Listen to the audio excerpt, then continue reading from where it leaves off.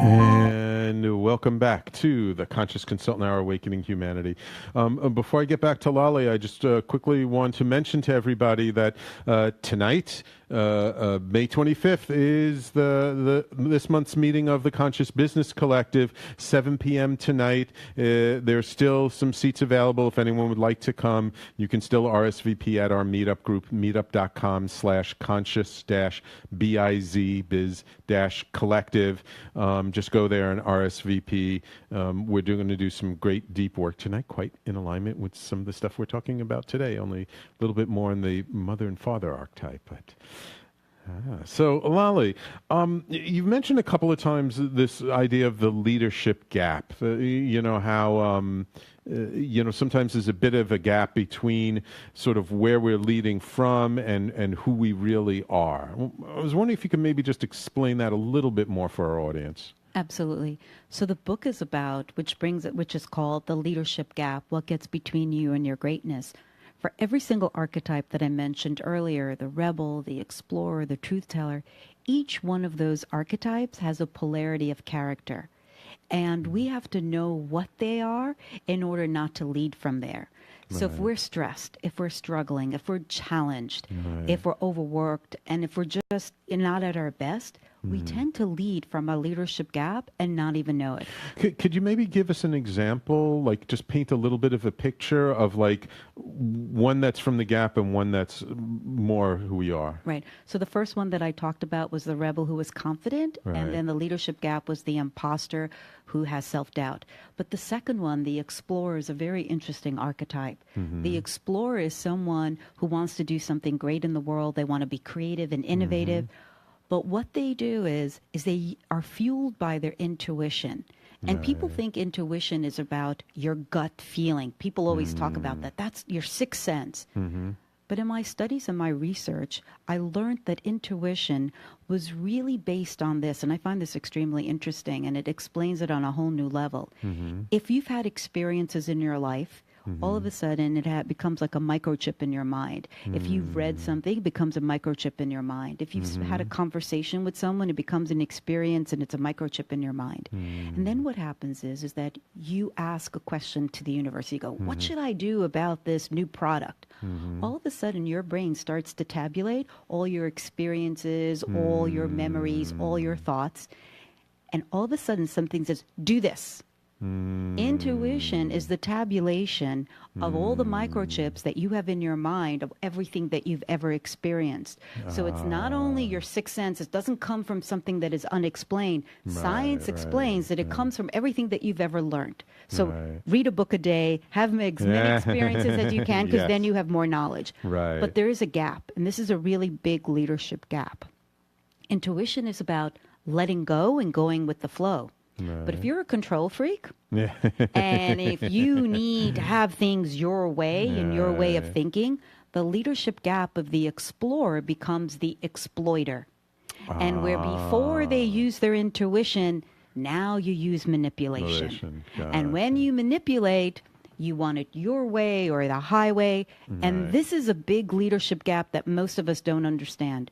So if you think you need to control things, know that you're not leading from your best. The best is going with the flow, where everything that is good and everything that brings you to the right answer is where it is. So allow your intuition to take over instead of your manipulation. Yeah, it kind of reminds me of Malcolm Gladwell's book, Blink.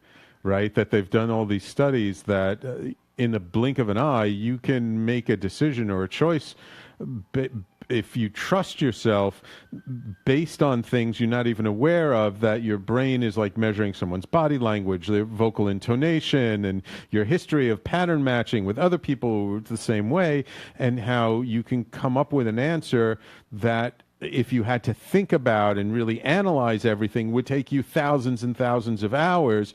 But if you trust that part of your brain that does these calculations automatically and go with it, in a blink of an eye, you can come up with a better decision, actually, than analyzing all the facts. Absolutely. That's why I teach workshops on intuitive leadership, because what does it mean to go with the flow? What does it mean to trust your mind?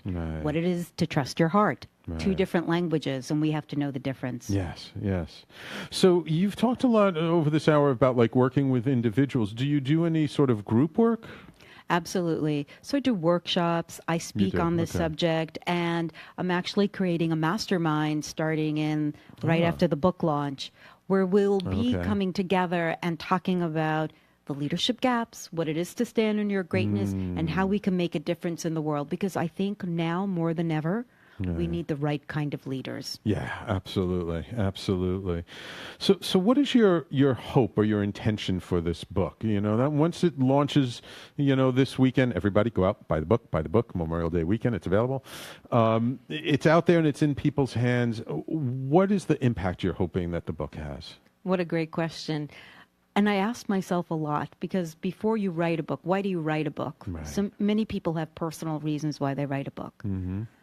But my reason for writing this book, and it was why I wanted to write books 30 years ago, was my mission in life is to serve others, to impact others, and to make a difference in people's lives. I know this book is excellent, like I said earlier, because I have put my heart and soul into it, and I've put my life's work into it. And if someone reads this book and they know from reading this book that greatness lies within them, that it's their destiny, then I have made an impact in their lives. That is what I want. So the whole thing about the book is to be of service to others and to let others know that greatness lies within them. Wonderful. Wonderful. So where can people go to find the book? Amazon. Order it, and don't order just one book, but order it for those that you love, because the message that will be the takeaway of it, you're going to tell them that you care enough to say that greatness is within you. Wonderful, wonderful. And finally, if people want to learn more about you, your services, where do people go to find out more about Lolly Daskal? At lollydaskal.com. How about that? And do you have any like events coming up with the book launch and stuff? Are there places people can go to find you and see you? So I've done 225 podcasts in the past couple of months, and now my clients really want me to come in and speak about the books. I'll be traveling a lot. Okay. But one thing is very important for people to know is that I am available. I am on social media. You can talk to me, you can DM me, you can go to my website and write to me. I want to hear from people.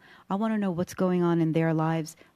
As I said, my mission is to connect and to serve. And so find me, talk to me, tweet me, and Facebook me live if you have anything you want to say. And that's what I'm here for. Yeah, we're getting lots of hearts and thumbs up from Dennis and Mark and all kinds of people listening. I really appreciate you guys on the Facebook live stream.